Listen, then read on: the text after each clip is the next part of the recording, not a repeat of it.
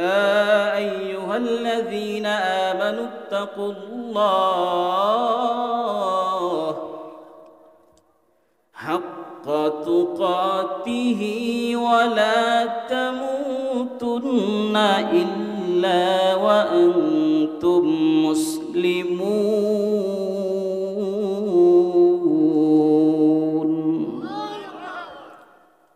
আল্লাহ পাক রব্বুল আলামিন ডাক দিয়ে বলেন, হে দুনিয়ার ইমানদারেরা, তোমরা একমাত্র আল্লাহকে ভয় করো। দুনিয়ার কোনো মানুষকে ভয় করা যাবে না, কোন গায়রুল্লাহর ভয় অন্তরে থাকবে না। লা তাআতা লি মাখলুকিন ফি মাসিয়াতিল খালিক।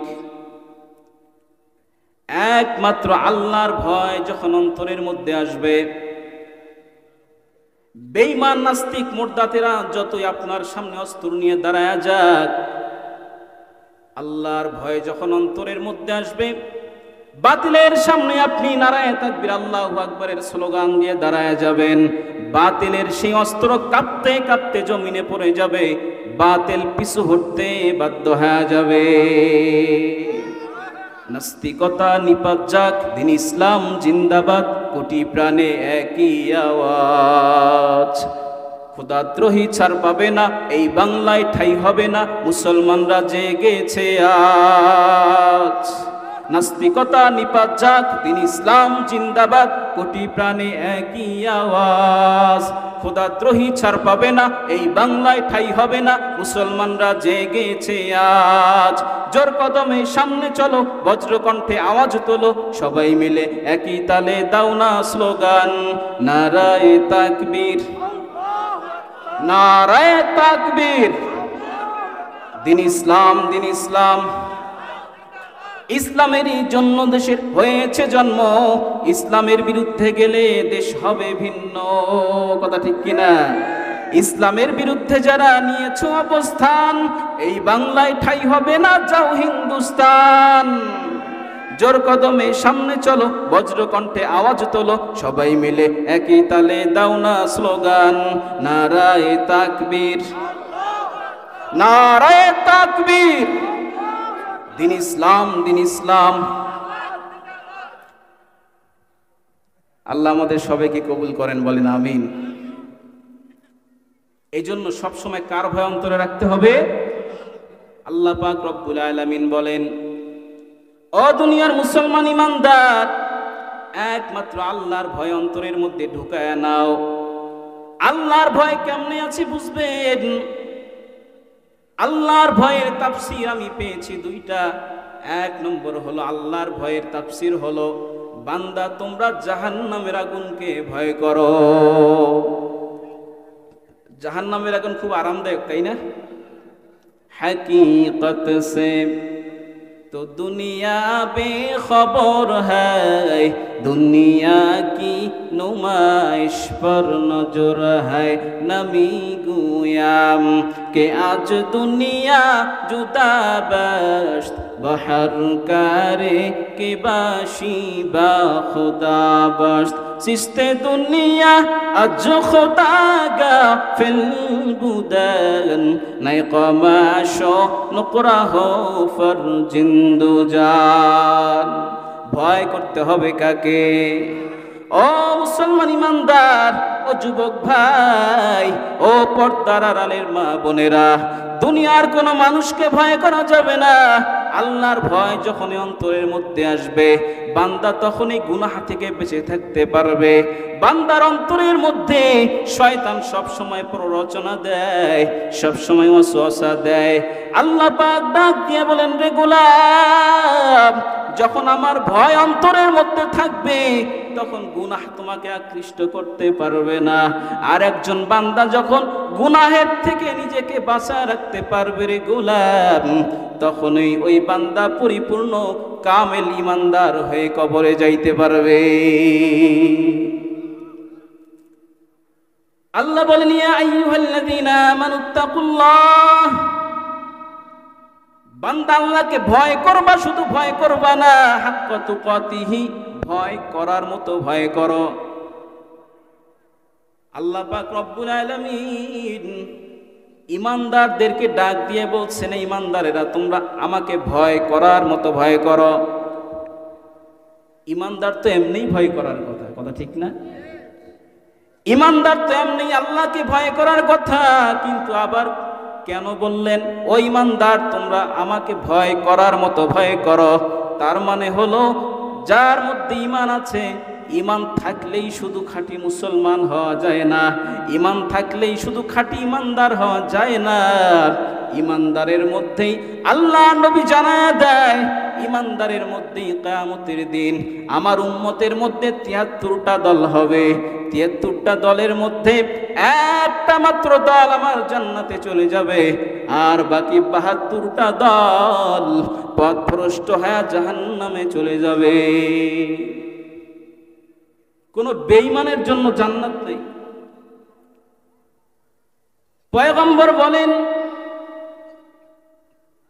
আনা তাফতারিকু উম্মতি ৭৩ মিল্লাহ, আমার উম্মতের মধ্যে দল হবে ৭৩টা, কুল্লুহুম ফিন্নার, সবগুলো দল জাহান্নামী, ইল্লা মিল্লাতা ওয়াহিদা, একটা দল মাত্র জান্নাতে চলে যাবে।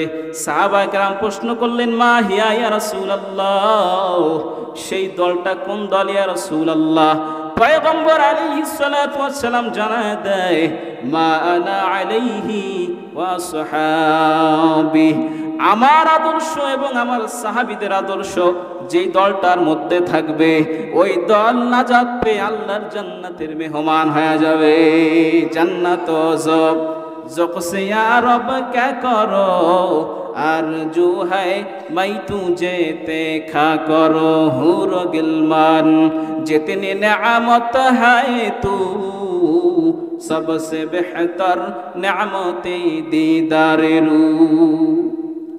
এই জন্য আল্লাহ ডাক দিয়ে বলেন, ও দুনিয়ার মুসলমান ইমানদার, আমাকে ভয় করার মতো ভয় করো। হাক্কা তুকাতিহি, ২ নম্বর তাফসীর হলো ওয়ালা তামুতুন্না ইল্লা ওয়া আনতুম মুসলিমুন, বান্দা খাঁটি মুসলমান না হয়ে কবরে আসবি না। এখন ভালো করে বুঝেন, ইমানদারকে মুসলমান বলা যাবে কি যাবে না? যারা কালেমা পড়ছে মুসলমান না? আমি যদি বলি এখানে সবাই ইমানদার, ইমানদারদেরকে মুসলমান বলা যাবে না? আল্লাহ কি বলছেন দেখেন, শুধু ঈমান নিয়ে আসলে মুসলমান হওয়া যায়, কিন্তু খাঁটি মুসলমান হওয়া যায় না। ঈমান নিয়ে আসলেই, মুসলমানের খাতায় নাম লেখাইলেই মুসলমান হওয়া যায়, কিন্তু খাঁটি মুসলমান হওয়া যায় না। আমি মুসলমানের ঘরে জন্মগ্রহণ করেছি, আমি জন্মসূত্রে মুসলমান, আল্লাহর কাছে কোনোদিন দরখাস্ত করি নাই, আল্লাহ আমাকে মুসলমানের ঘরে পাঠায়া দেন। আল্লাহ বিনা দরখাস্তে আপনাকে আমাকে মুসলমানের ঘরে পাঠাইলেন, কিন্তু আল্লাহ তাআলা সিগন্যাল দিয়ে দিলেন, রে গোলাম মুসলমানের ঘরে জন্মগ্রহণ করছো, কিন্তু খাঁটি মুসলমান না হয়ে কবরে আসবি না। খাঁটি মুসলমান কাকে বলে রে গোলাম? এই একবার পুরের জমিনে মুসলমান আছে না নাই? মুসলমান আছে না নাই? মুসলমান কম না বেশি? কিন্তু ফজরের সালাতে মুসল্লি খুঁজে পাওয়া যায় না। যারা মুসলমান তাদেরকে মুসল্লি বলা যাবে না, কিন্তু মুসল্লিকে মুসলমান বলা যায়। মুসলমানকে মুসল্লি বলা যায় না, কিন্তু মুসল্লিকে মুসলমান বলা যায়।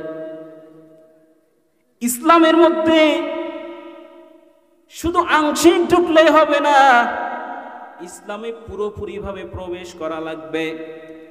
আমি একটা জামা গায়ে দিয়েছি, 2টা হাতা ঢুকায় দিয়েছি, কিন্তু মাথাটা দেই নাই, জামা পুরোপুরি পরেছিনি, পরেছি পুরোপুরি পরি নাই। আমি পায়জামার একটা পা ঢুকায় দিয়েছি আর একটা দেই নাই, পুরোপুরি আমার পায়জামা পরা হয় নাই। মুসলমানের ঘরে যে ব্যক্তি প্রবেশ করতে চায়, আল্লাহ পাক রব্বুল আলামিন বলেন পুরোপুরি ভাবে ইসলামের মধ্যে প্রবেশ করে পরিপূর্ণ মুসলমান হয়ে যাও। ইয়া আইয়ুহাল্লাযীনা আমানু দুখুলু ফিস-সিলমি কাফা। আল্লাহ বলেন, হে ঈমানদার, তোমরা পুরোপুরি ইসলামের মধ্যে প্রবেশ করো। মুসলমান তো এমনি ইসলামের মধ্যে প্রবেশ করার কথা, কিন্তু কেন বললেন? ও আকবরপুরের যুবক ভাই, ও পর্দার আড়ালের আম্মা জান, আল্লাহ পাক রব্বুল আলামিন মুসলমানের উপরে বলেন তো সুদকে হালাল করেছেন না হারাম করেছেন? আসতে বলেন। কিন্তু এমন একটা জামানায় আসছি, 5 ওয়াক্ত নামাজ মসজিদে গিয়ে আদায় করে, কিন্তু সুদের খাতায় বলেন তো নাম আছে না নাই? মুসলমান না? মুসলমান তো, আবার নামাজও পড়ে মুসল্লি। মুসলমানের ঘরের সন্তান মুসলমান, নামাজ আদায় করে মুসল্লি, কিন্তু বুঝছেন সুদের খাতায় নাম আছে মুসল্লি, কিন্তু মুসলমান, কিন্তু খাঁটি মুসলমান না। সুদের খাতায় নাম থাইকা 100 বার যদি বাইতুল্লাহর গিলাফ ধরে লাব্বাইকের আওয়াজ দাও, একটা লাব্বাইক আল্লাহর দরবারে কবুল হবে না। সুদের খাতায় নাম থাইকা যদি সারা জীবন নামাজ আদায় করতে করতে কপালে হাতে পায়ের মধ্যে করা ফালায় দাও, তারপরেও কিন্তু খাঁটি মুসলমান হওয়া যাবে না। এইভাবে করে আল্লাহর জান্নাত পাওয়া যাবে না। ও মুসলমান ইমানদার, মুসলমানের ঘরের সন্তান নামাজ আদায় করে মিথ্যা কথা বলে কি বলে না? মিথ্যা বলা তো জায়েজ আছে, ঠিক না? মিথ্যা বলা সগীরা গুনাহ না কবিরা গুনাহ? একটা কবিরা গুনাহের জন্য কমপক্ষে 7000 বছর জাহান্নামের আগুনে জ্বলা লাগবে। ও মুসল্লি, ও হাজী সাহেব, আপনি যদি জাহান্নামের ভয়ন্তরের মধ্যে ঢুকাইতেন তাহলে মিথ্যা বলতে পারতেন না। যদি আপনার মধ্যে জাহান্নামের আগুনের ভয় থাকতো তাহলে আপনি কখনো সুদের খাতায় নামটা লেখাইতে পারতেন না। আপনি যদি খাঁটি মুসলমান হইতেন আপনি কখনো ঘুষের টাকা ওই চেয়ারের তল দিয়া নিতে পারতেন না। আপনি যদি খাঁটি মুসলমান হইতেন রে গোলাম, মুয়াজ্জিন যখন আজান দেয় আসসালাতু খায়রুম মিনান নাওম, আপনি আজান শোনার পরেও ওই লেপের নিচে ওই শয়তানের চক্রান্তে পড়ে ঘুমাইতে পারতেন না। ও যুবক আল্লাহর গোলাম, এই জন্য আপনাদের দুটো পা ধরে বলবো, আপনাদেরকে অনুরোধ করে বলবো, রে যুবক ভাইরা, আজকে যে বয়স্ক মক্তবের উদ্যোগে মাহফিল, এখানে অনেক বয়স্ক মক্তবের ছাত্ররা বসে আছেন। অনেকে আছে সহিভাবে কোরআন শিখতে পারতো না, কিন্তু এখন বয়স্ক মক্তবে যাইয়া ঠেকিয়ে ঠেকিয়ে কোরআনুল কারীম তেলাওয়াত করা শিখিয়া আজকে এই মাহফিলের স্টেজে তেলাওয়াত করেছে। কথা ঠিক কিনা? ও যুবক আল্লাহর গোলাম, ও পর্দার আড়ালের মা, ও বৃদ্ধ বাবাজি, আপনাদেরকে বলে যায় কোরআনুল কারীম এমন একটা কিতাব, যে কোরআনুল কারীমের পড়াগুলো অন্তরের মধ্যে যে ব্যক্তি গেঁথে নিবে ওই ব্যক্তির সম্মান আল্লাহ শুধু আখিরাতেই দিবে না, আল্লাহ পাক রব্বুল আলামিন কোরআনের ছাত্রের সম্মান আল্লাহ তাআলা দুনিয়াতেও আকাশচুম্বী মর্যাদা দান করবেন। সম্মানিত হাজিরিন, এই জন্য বয়স্ক মক্তবের ছাত্রদেরকে আমি একটা কথা বলবো, আপনারা বৃদ্ধ বয়সে বুঝতে পেরেছেন কোরআন না শিখিয়ে যদি কবরে যাই, খাঁটি মুসলমান না হয়ে কবরে যেতে পারবো না। সারা জীবন সুদের খাতায় নাম লেখাইছেন, এখন মনটা ফিরে আসছে, হায় হায়, এই অবস্থায় যদি আমি মাওলার কবরে যাই তাহলে আমার জন্য জাহান্নাম ছাড়া কোনো উপায় নাই। এখন বুঝে আসছে 40 বছর 50 বছরের জিন্দেগির মধ্যে আপনি 20 বছর ফুটবল খেলিয়া কাটাইয়া দিলেন, 30 বছর পর্যন্ত আপনি হেলায় ধুলায় কাটাইয়া দিলেন, 40-50 বছর পর্যন্ত আপনি হেলায় দুলায় কাটাইয়া দিলেন, কিন্তু আজকে আপনার অন্তরের মধ্যে বুঝ আসলো রে গোলাম, খাঁটি মুসলমান না হয়ে যদি কবরে যাই, আল্লাহর ভয় না নিয়ে যদি কবরে যাই, ওই জাহান্নামের আগুন কিন্তু আপনাকে আমাকে গ্রাস করবে। মায়ার নবী জানায়া দেয়, যারা কোরআনুল কারীমের সাথে সম্পর্ক রাখবে, যারা কোরআনুল কারীম তেলাওয়াত করবে, তাদের মর্যাদা কেমন হবে। বিশ্বনবী বলেন, দুনিয়াতে যারা কোরআনের ছাত্র তারা হলো তালিবুল ইলম। কোরআনুল কারীমের ছাত্রের সম্মান কেমন, কোরআনুল কারীমের ছাত্রের সম্মানের জন্য আল্লাহর নবী বলেন তাদের সম্মান কেমন। তারা যখন ঠেকিয়ে ঠেকিয়ে কোরআন তেলাওয়াত করে, বয়স্ক মক্তবের ছাত্ররা আপনাদেরকে বলে যায়, আপনারা ঠেকিয়ে ঠেকিয়ে কোরআন কত বড়। একজন হাফেজ যখন তেলাওয়াত করে, আল্লাহ তাআলা তাদের ওই আমলনামার মধ্যে প্রত্যেকটা হরফের বিনিময়ে 10টা নেক দান করে। 10টা নেককে আল্লাহ তাআলা 10 গুণ 70 গুণ বাড়াইয়া দিয়া প্রত্যেক হরফের বিনিময়ে 70টা করে সওয়াব দান করে। ও মুসলমান ইমানদার আল্লাহর গোলাম, এই বৃদ্ধ বয়সে আপনারা কোরআনুল কারীম তেলাওয়াত করছেন, কোরআনুল কারীম তেলাওয়াত করা শিখছেন, আপনাদের জন্য সম্মান কত বড় রে গোলাম।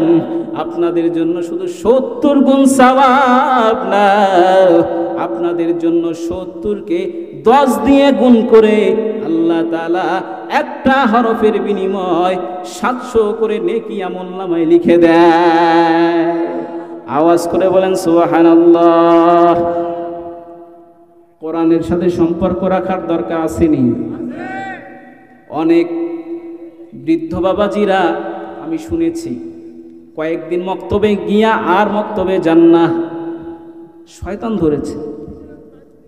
শয়তান তো গানের প্যান্ডেলে যাবে না, শয়তান ওই যাত্রার প্যান্ডেলে যাবে না, শয়তান যাবে ওই বয়স্ক মক্তবে। 40 বছর কাটায় দিছস, আরে এই 20 বছর আর ইবাদত করে কি হবে, যার দরকার নেই, চল আজকে বাজারে যেতে হবে। মিনাল জিন্নাতি ওয়ান নাস, দুই দল শয়তান সব সময় পিছনে পিছনে আপনাকে আমাকে সবল মেরে জান্নাতের পথ থেকে জাহান্নামের পথে নিয়ে যাওয়ার চেষ্টা করে। একটা হলো জিন শয়তান, আর একটা হলো মানুষ শয়তান। জিন শয়তান কোরআনুল কারীম তেলাওয়াতের আওয়াজ শুনলে পালায়া যায়, জিন শয়তান আজানের আওয়াজ শুনলে পালাইয়া যায়, কিন্তু মানুষ শয়তান কিন্তু কোরআন তেলাওয়াতেও পালায় না, আজানের নাম শুনেও পালায় না, আজানের ধ্বনি শুনেও পালায় না।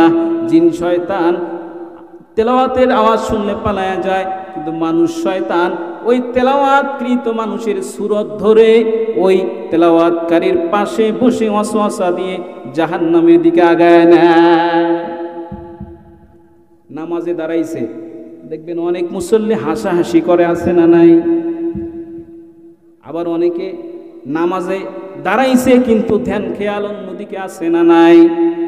নামাজে দাঁড়াইছে, জোহরের সালাত ফরজ নামাজ হলো 4 রাকাত, কিন্তু 3 রাকাত পরে সালাম ফিরাইল, মন আছে নামাজে? আল্লাহ পাক রব্বুল আলামিন বলেন, ও দুনিয়ার গোলাম, তোমরা এমন ভাবে আমার গোলাম হয়ে যাও, যখন তুমি নামাজের মুসল্লায় দাঁড়াও অন্তরের মধ্যে 2টা ধ্যান নিয়ে আসবা। অন্তরের মধ্যে সর্বপ্রথম ধ্যান করার চেষ্টা করবা, আমি যখন নামাজে দাঁড়াইছি আমি আমার মাওলাকে দেখা দেখা নামাজের মুসল্লায় দাঁড়াইছি, আমার মাওলাকে দেখা দেখা আমি ইবাদত করছি। আর যদি এই ধারণা না আসে, এই ধ্যান আপনার মধ্যে না আসে, তাহলে এমন ধারণা করা আমি যে নামাজে দাঁড়াইছি তিনি এমন একজন রব, তিনি এমন একজন প্রতিপালক, সমস্ত বিচারকের বিচারক সে আল্লাহ তাআলা, সমস্ত মালিকের মালিক একমাত্র আল্লাহ তাআলা, সমস্ত প্রতিপালকের মহান প্রতিপালক একমাত্র আল্লাহ তাআলা। সে আল্লাহর সামনে দাঁড়াইছি, আল্লাহকে আমি যদিও না দেখি কিন্তু আমার মাওলা আমার দিকে চাইয়া আছে। আল্লাহ আমার দিকে চাইয়া আছে, এই ধ্যান অন্তরে নিয়ে যখন নামাজে দাঁড়াইবেন, ওই নামাজটা এমন হবে যেন আপনি নামাজে দাঁড়াইয়া আমার মাওলা পাকের সান্নিধ্যে আপনি হারিয়ে গিয়েছেন। এই জন্য আল্লাহওয়ালারা যখন নামাজে দাঁড়ায়, নামাজের মুসল্লায় এমন ধ্যান তারা দিয়া দেয়, নামাজের মুসল্লায় যখন দাঁড়ায় পাশে কি হইল এই খেয়ালটাও তাদের মধ্যে থাকে না।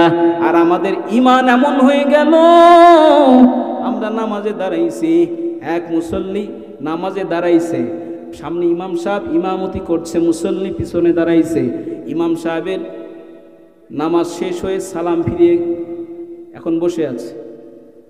এখন পিছন থেকে এক মুসল্লি দাঁড়ায় বলে, হুজুর আপনার নামাজ ভুল হইছে। কেউ ধরে নাই, ধরছে এক মুসল্লি, সপ্তাহে একদিন যায় নামাজ পড়তে, 5 ওয়াক্ত আদায় করে না। হুজুর ডাক দিয়ে বলল, বাবা নামাজ কেমনে ভুল হইল বলো। পিছন থেকে কেউ তাকবীর দেয় নাই, বলছে হুজুর নামাজ ভুল হইছে, আবার পড়া লাগবে। বলে কেমনে ভুল হইল? বলে হুজুর শুনেন, আমার বাজারে দোকান আছে 4টা, আপনি জোহরের ফরজ নামাজ পড়ানোর জন্য বসছেন, জোহরের নামাজ আদায় করার জন্য নামাজের মুসল্লায় আপনি ইমামের মুসল্লায় গিয়েছেন। আমি যখন নামাজে দাঁড়াই তখন আমার বাজারে 4টা দোকানের হিসাব আমি 4 রাকাতে করে নেই। আজকে আমার 3টা দোকানের হিসাব হয়েছে, একটার এখনো বাকি আছে। তার মানে আপনার নামাজ 3 রাকাত হয়েছে, 4 রাকাত হয় নাই। দেখছেন মুসল্লির হালাত? আল্লাহ ওই মুসল্লিকে ডাক দিয়া বলে, রে গোলাম, পরিপূর্ণ ইসলামের মধ্যে প্রবেশ কর, পরিপূর্ণভাবে আমি আল্লাহকে ভয় কর। আল্লাহর ভয় যখন অন্তরের মধ্যে আসবে রে গোলাম, বান্দা গভীর রাতে মোবাইলের মাধ্যমে তাকাইয়া তাকাইয়া গুনাহ করতে পারবে না। কারণ ওই গভীর রাতে কেউ তাকাইয়া আপনাকে দেখে না, কিন্তু একজন তাকাইয়া আপনার দিকে আছে, তিনি হলেন আমার আল্লাহ। ইয়া ইলাহি তু মেরা মাবুদ হ্যায়, ইয়া ইলাহি তু মেরা মাশূক হ্যায়, ইয়া ইলাহি তু মেরা রহমান হ্যায়, ইয়া ইলাহি তু মেরা গফফার হ্যায়। এই জন্য আল্লাহ ডাক দিয়ে বলেন, আমি আল্লাহকে এমন ভাবে ভয় কর যেন গভীর রাতে শয়তান ওয়াসওয়াসা দিয়ে গুনাহের জন্য আমন্ত্রণ জানায়। ওই সময় একটা ধ্যান তোমার মধ্যে নিয়ে আসবা, আমার মালিক আমার দিকে তাকাইয়া আছেন, দুনিয়ার কেউ দেখে না। যখন এই ধারণায় খেয়াল যখন অন্তরের মধ্যে আসবে, তখনই বুঝতে পারবেন আপনি আমি পরিপূর্ণ ঈমানদার, পরিপূর্ণ মুসলমান হতে পেরেছি। ও যুবক ভাইরা, আজকে বিভিন্ন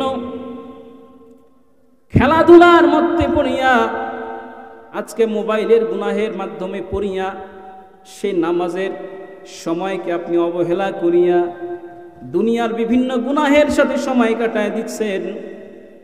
কিয়ামতের ময়দানে যখন আপনি আমি দাঁড়াইব, আল্লাহ পাক ডাক দিয়ে বলেন, সেদিন আপনার আমার জবান বন্ধ হয়ে যাবে। গভীর রাতে গুনাহ করছেন, কেউ দেখে নাই, দেখছে কে? আসতে বলেন, কে দেখেছে?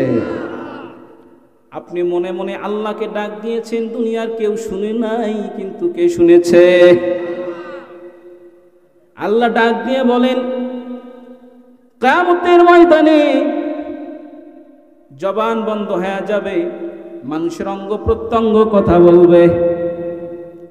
হাত দিয়ে কোথায় কোথায় অপরাধ করেছেন, কাকে আপনি আঘাত দিয়েছেন, হাত দিয়ে আঘাত করেছেন অন্যায়ভাবে, কোথায় আপনি হাত দিয়ে গুনাহ করেছেন, হাতের জবান খুলে যাবে। হাত আপনার বিপক্ষে যদি সাক্ষী দেয়, ওই কঠিন মাহশারে কিন্তু কোনো বাহাদুরি চলবে না। এ হাত আপনার আমার বিপক্ষে সাক্ষী দিয়া কিন্তু জাহান্নামে পাঠাইয়া দিবে। আর আপনি আমি যদি হাত দ্বারা মাওলার কোরআন কোরআন তেলাওয়াত করি মানুষ, মাওলার কোরআন যদি আমরা আঙ্গুল দিয়ে ধরে ধরে তেলাওয়াত করি, কিয়ামতের ময়দানে প্রত্যেকটা আঙ্গুলের মাথায় এক একটা করে জবান হয়ে যাবে। এই আঙ্গুল কিয়ামতের দিন আপনার আমার পক্ষে সাক্ষী দেবে আল্লাহ, এই বয়স্ক মক্তবের মধ্যে যে সকল ছাত্ররা ছিল তারা সারা জীবন অপরাধ করেছে, কিন্তু আপনি তো গফুরুর রহিম, শেষ বয়সে এসে আল্লাহ তওবা করে ইস্তেগফার করে নিজের জীবনকে পরিবর্তন করে ঠেকিয়ে ঠেকিয়ে এই আঙ্গুল দিয়ে তোমার কালাম তেলাওয়াত করেছিল। আল্লাহ এই বান্দাকে যতক্ষণ পর্যন্ত আপনি জান্নাতে পাঠাইয়া না দেবেন ততক্ষণ পর্যন্ত আমি আপনার সাথে ঝগড়া করতেই থাকব। সবাই কোরআন নিয়ে কবরে যেতে চান কি চান না? কারা কারা চাই দুহাত উঠে আল্লাহকে দেখায় দেন। নারায়ে তাকবীর। আল্লাহ পাক কবুল করেন, বলেন আমিন। এই জন্য ও এলাকার মুসলমান ও যুবক ভাই, স্কুলে পড়ে, কলেজে পড়ে, ভার্সিটিতে পড়ে, কোনো বাধা নাই, কিন্তু যুবক বয়সে কোরআনুল কারীমের শিক্ষাটা অন্তরের মধ্যে ঢুকায় নেওয়া লাগবে কি লাগবে না? যুবক বয়সে যখন অন্তরের মধ্যে কোরআনুল কারীমের ওই অর্জনটা, কোরআনুল কারীমের শিক্ষাটা যখন অন্তরের মধ্যে ঢুকবে, সে অফিসার হবে, ব্যারিস্টার হবে, প্রফেসর হবে, কিন্তু কোরআনের শিক্ষা অন্তরের মধ্যে থাকার কারণে সে কখনো জাহান্নামের পথে আগাইতে পারবে না। ও যুবক আল্লাহর গোলাম, ও পর্দার আড়ালের মা, আমি একটা যুবক, আপনাদের অনেক সন্তান আছে, দুনিয়ার লাইনে আপনাদের সন্তানকে পরিচালিত করছেন। ও যুবক ভাই, আপনাদেরকে বলি, আপনার মতো আমি একটা যুবক, আমিও চাইলে পারতাম দাড়ি ফালাইয়া, টুপি ফালাইয়া, লম্বা জুব্বা ফালাইয়া, রসুলের সুন্নতের আদর্শ ফালাইয়া, মাইকেল জ্যাকসনের আদর্শ নিয়া, ওই ইহুদি খ্রিস্টানদের আদর্শ নিয়ে আমিও চলতে পারতাম, কেউ বাধা দিত না, কেউ বাধা দিত না রে যুবক। কিন্তু মাওলার কোরআন যখন আমি তেলাওয়াত করা শুরু করলাম, মাওলার ওই কালামুল্লাহর মধ্যে দেখলাম দুনিয়াতে আমি যে দলের সাথেই সম্পৃক্ত থাকব, ওই দলের সাথে কিয়ামতের দিন আমার হাসর হয়ে যাবে। আমি দুনিয়াতে যদি কোনো নাস্তিক বেঈমানদের দলের মধ্যে থাকি, তাদের আদর্শকে আমি লালন করি, ওই যদি জাহান্নামে হয় আমাকেও জাহান্নামী হওয়া লাগবে। আর রাসূলের আদর্শের দলে যদি আমি থাকি, তাহলে কিয়ামতের ময়দানে ওই সাহাবীদের দলে, তাবিঈ রাসূলের সুন্নতের আদর্শের দলে আমাকে দাঁড় করানো হবে। আর সেই দিন আমার আদর্শের, যেদিন আমার আদর্শের আমির যদি জান্নাতে চলে যায়, আর রাসূল যদি বলে, যুবক দুনিয়াতে তুমি আমার আদর্শকে লালন করেছো, দুনিয়াতে তুমি আমার আদর্শকে বাস্তবায়ন করেছো, যাও যাও, আমি রাসূল আজকে সুপারিশ করে তোমাকে জান্নাতের মেহমান বানায় দিলাম। এই জন্য সন্তানদেরকে কোরআন শিক্ষা করাবেননি, কারণ সন্তান হলো এটা এমন একটা সম্পদ, এটা একদিকে দুনিয়ার ফিতনা, আর একদিকে সন্তান হলো জান্নাতে যাওয়ার কারণ।